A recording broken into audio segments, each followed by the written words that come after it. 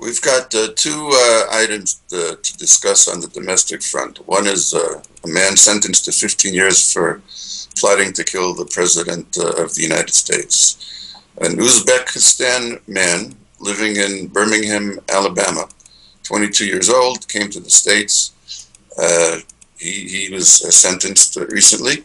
If you recall, a few months ago, there was a fight between Muslim extremists and a German pro-right-wing movement in Germany, and the Islamic movement of Uzbekistan came out and called upon all German Muslims to kill members of this right-wing group.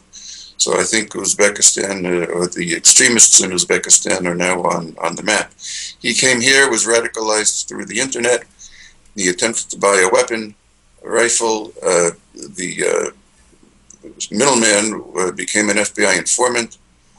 He was taken to an FBI undercover agent who sold him the weapon, gave him grenades, which he happily accepted, and he made, at the time, made additional threats to the life of the president.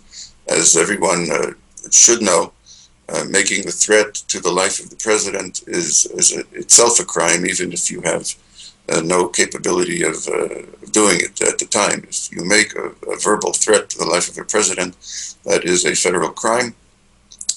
The local U.S. attorney in Birmingham said that had this plot been successful, a foreign terrorist group would have taken responsibility for the assassination. He did not mention which group.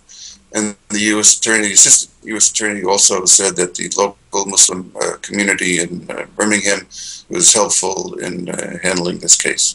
The second item is the Webster Commission report on the FBI's role in Fort Hood.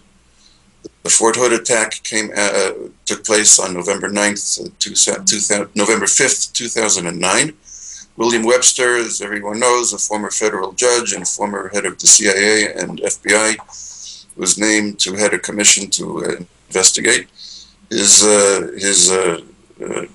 results stated that there was no misconduct on the part of anyone at the FBI, but the problem was due to a lack of clear FBI policy guidelines regarding the responsibility of who is supposed to follow up leads.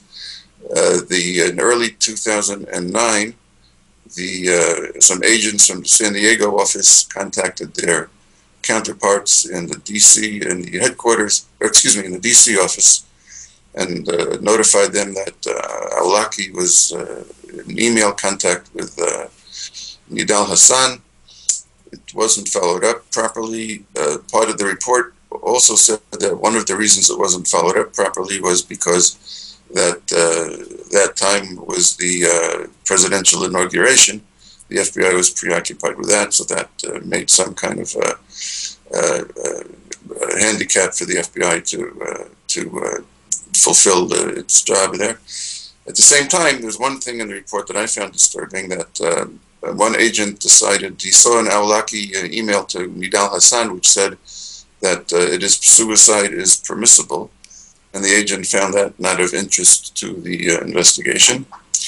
At the same time, it's been reported that the FBI didn't want to get involved because the issue was politically sensitive. What the report said was that one San Diego agent recalled a DC agent telling him that the matter was politically sensitive. The report didn't conclude that his recollection was correct, but said if so, that would have been another reason for the slow response.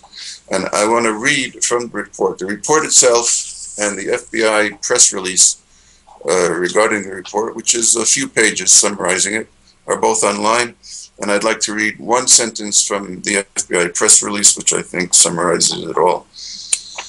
The Commission recommended the FBI promulgate formal written policies related to the command and control of counterterrorism operations between the FBI headquarters and its field offices, the responsibility for investigative leads set from one field office to another, the resolution of inter-office disputes, and the assignment and completion of leads. So the report is online. There are lessons to be learned, and the information is publicly available. The unclassified report is publicly available.